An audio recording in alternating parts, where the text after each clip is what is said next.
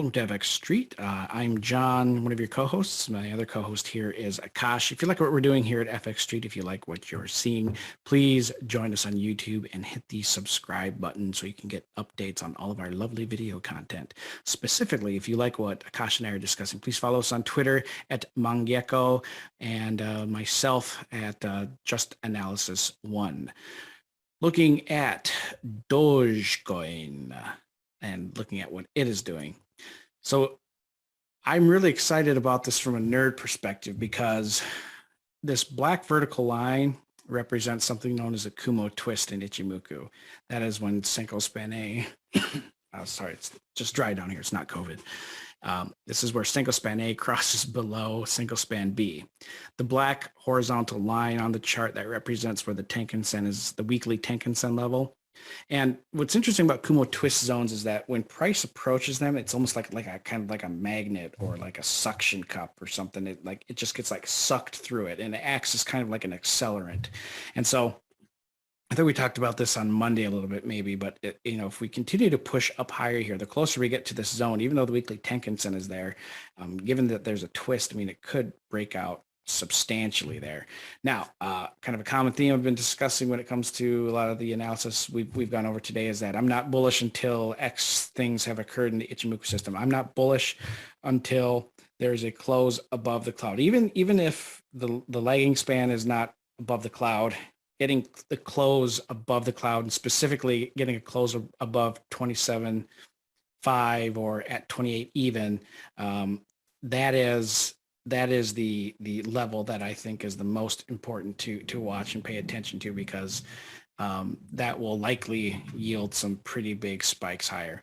There is some very strong hidden bearish divergence here. When you look at the peak in the composite index on September 6th relative to the one that was made on October 6th, you have higher highs where you have a very, very clear lower closes and lower highs here on the candlestick chart. And that's that. And then you have the optics bands approaching the extremes here. I mean, there's a lot, and you're still within the bear market territory on the RSI. We haven't, we're barely holding above 55.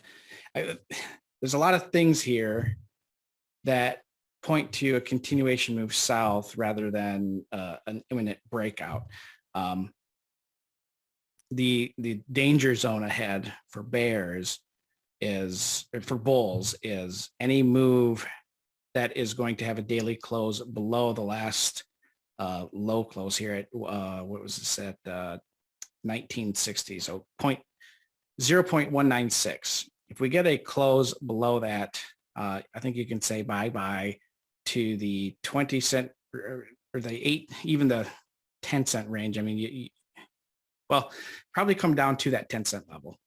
I mean, there's a lot of price support zone there, but the volume profile is really non-existent between 17 even and 8 cents. I mean, I'm not saying it's going to go down that far, but it certainly could. And the point of control for 2021 is still much lower. It's down at 6 cents. So there's still a lot of room south that it can move from a technical perspective. But if we're going to go on full on bull mode, I mean, again, that break above 27 and a half. That's the next road map. It's next leg on the map to new all-time highs. Definitely, if it breaks above that prior all-time high in that 70 cent range, it's the $1 move is just a foregone conclusion at that point. That does it for me on Doge. Pass it off to Akash. All right. So we're currently seeing a preemptive sell signal develop on the daily time frame for Doge. Like if we kind of keep going up, this candle closes above this. I think above this. I think it's good to say that we're going to get a sell signal here. Right. So another thing is this support area that I see here, ranging from 2.13 to 2.3. So the last time we discussed, I spoke about the importance of the support level. If we break below this barrier, I'm expecting a retest of this range low at 0.193, where we could form a potential double bottom. and then give this uptrend another try, where we could retest the 50 fib as the first resistance, and then head over to 0.314 and the liquidity resting above this high kind of coincides with the 79 fib at 0.32 approximately. But if we do fail to close or like stay above this level here, I think we're gonna go down to these this long-term support at 0.16, where we could be looking at the formation like a triple bottom formation, and kind of falls in line with, let me just, although it's kind of weird, I think not. Yeah, it could be forming. Let's not discuss this for now.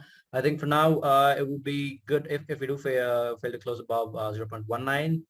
There's a high chance we could form a triple tap or triple bottom setup and then a rally higher, right? Again, the same targets, which is 0.31. And like in an extremely bullish case, probably we could head up to 0.35. Like again, this TA that I'm just talking about is from a short to midterm perspective and not a long-term perspective. So that's all I have from bullish perspective. But if we do manage to close below 0.16, we're probably going to see 0.12 and 0.08, like Jonathan just mentioned, because there's not a lot of volume. There's a huge gap here. So yeah, that's about it for Doge. All right. Thank you everybody for watching. We look forward to speaking with you in our future videos.